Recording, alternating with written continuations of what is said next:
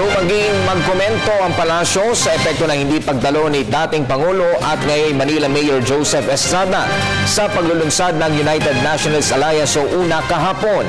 Ayon kay Presidential Communications Secretary Sunny Coloma, wala siya sa posisyon para magsalita para kay Estrada.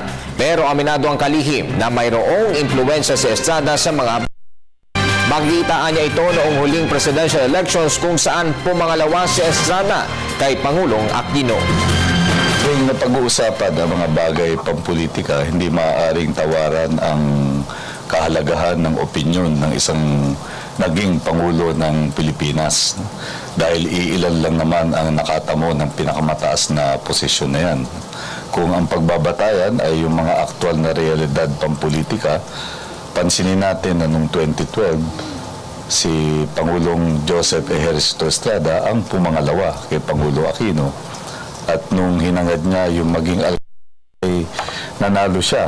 Kaya siguro malinaw naman na mayroong impluensya si Pangulong Estrada. Ngayon kung ang tatanungin naman ay, ang pag-uusapan naman ay yung 2016 presidential elections, siguro po ay wala naman tayo sa posisyon na magsalita para sa kanya. At hayaan na lang po nating ibang tao na lamang ang gumawa ng espekulasyon dahil hindi naman po yun ang pangunahing tungkulin namin.